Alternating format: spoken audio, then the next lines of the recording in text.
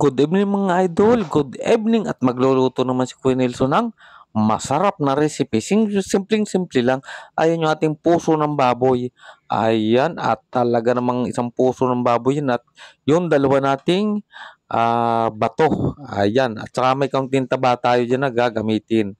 Ayan ang lulutuin natin ngayong hapong ito mga idol, ngayong gabing ito. At ngayon yung ating pork kasim. Halo natin pork kasim yan na walang bituka ng baboy tayong gagamitin diyan mga idol, ayan. At yan yung ating uumpisahang lutuin. Matagal-tagal tayong hindi nakakapagluto ng dinuguan. Okay, ayan na mga idol, yung ating puso ng baboy at saka yung dalawang bato at may kaunting taba dyan na para may taba yan idol. Pagigisa natin ng mantika yan, pagpapalabas natin ng mantika, hindi na ako nagsama dito ng bituka ng baboy sa ating gagawin dinuguan. At ang sinama ko idol dito ay yung pork kasim. Ayan ang ating lulutuin ngayon mga idol. Okay, mga idol, ayan na. At yung ating puso ay siyempre, pakukuluan naman natin yan sa ating luya at ating paminta. Ayan, pakukuluan natin yan para sa ganun matanggal ang lansa. Okay, at ito naman habang nagpapakulo tayo, yung dugo ay siyempre lalagyan natin suka at medyo lalamas-lamasin natin yan habang tayo nagpe-prepare mga idol.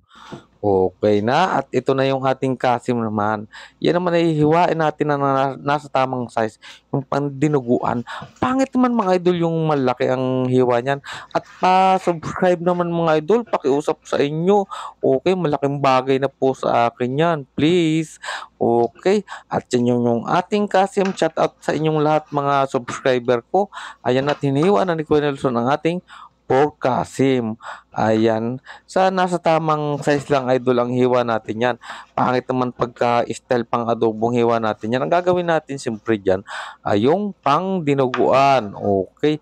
Ayan na. Iniwa na isa-isa.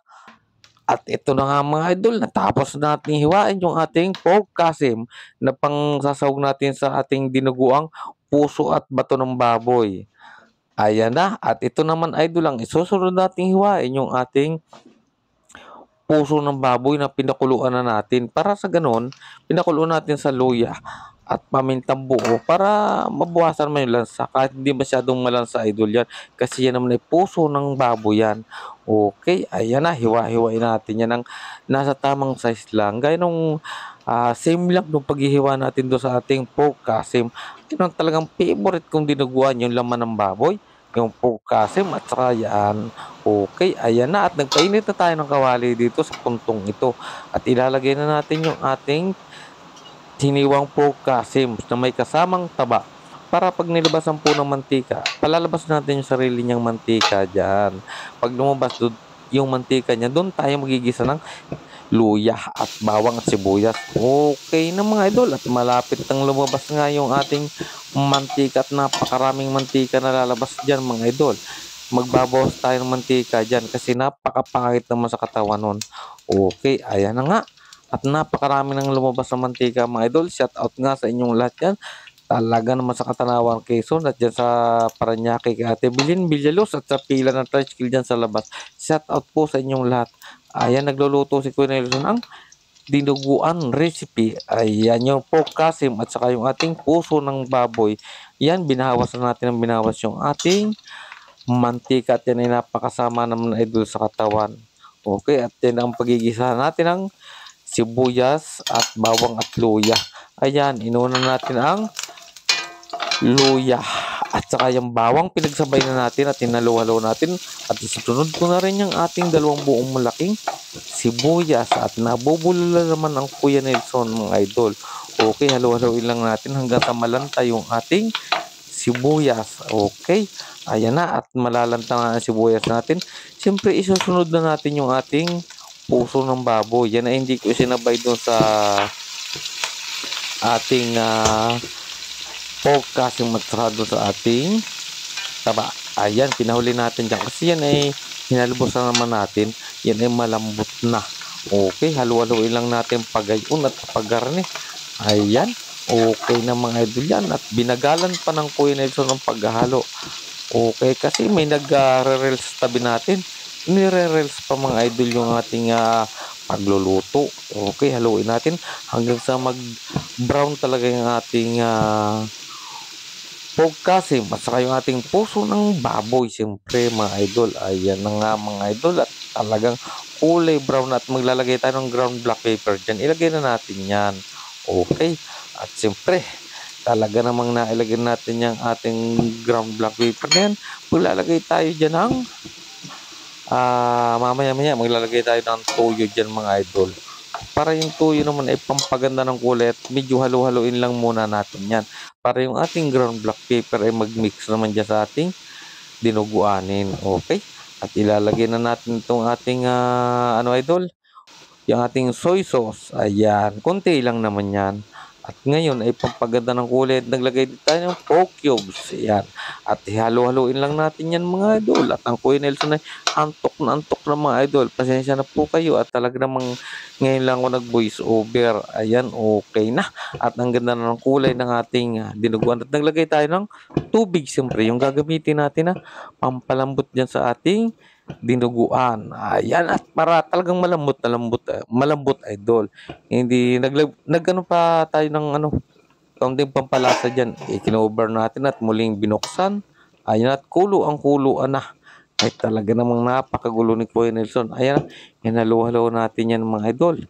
Okay. At talaga namang naglagay tayo ng dahon ng laurel. Okay, yan pang patanggal din yan. Nakakatulong din sa patanggal ng lansa. Ayan na, at talagang halo-haloin lang natin yan. At ikinover ulit at muli natin binuksan. Ayan na, susubukan natin idol kung malambot na. Pag malambot na, ay pwede natin ilagay yung ating dugo. Ay, siyempre, yung dugo ng baboy. Pasintabi po sa hindi kumakain ng dugo. Ayan, ikinover uli natin at alanganin pa. At muli nating buksan. At bisitahin natin yan kung yan ay may inilambot na uli. Ayan na. Okay na. Malambot na. At pwede nating ilagay dyan idol yung ating dugo ng baboy. Ayan, pasintabi po sa mga hindi kumakain ng dugo. Okay, inilagay na natin ang dugo ng baboy mga idol at tinalo natin. Huwag natin titigilan idol lang kahalo yan hanggat hindi pa luto yung ating dugo ng baboy. Kasi may posibilidad na mabuo ang dugo niyan pag yan ay tinigilan natin ng halo. Ayan na, haluin natin ng haluin. Alalay lang naman. Huwag naman yung pakasobrang halo ng halo. Okay, ayan na. At talagang luto na yung ating dugo. Pwede natin tigilan ng kahalo. Yan, kaya lang. Siyempre, binabatibot ko ng kaunti at naglagay ako ng tatlong dito. 4 na pang sinigang na siling haba. Okay, yan At malapit ng maluto, idol, yung ating dinuguan. Siyempre, ang mas gusto ko dito, yung paglalaputin pa natin. Pero wag naman yung masyadong malapot idol. Kasi parang pag kumakain tayo, medyo mabubulunan tayo. At naglagay tayo ng sugar dyan. Huwag lang masyadong marami. Kasi pag naging marami idol, nilagay natin sugar dyan. Siyempre, baka yun ay maging minatamis idol. Hindi man minatamis ang niluluto natin. At kung hindi ay itong ating dinuguan recipe, okay, malapit na. At ang ibig ko lang mangyari dito ay palaputin pa natin ito. Ayan. Yung katamtaman lang na may sauce na pandampi-dampi sa kanin.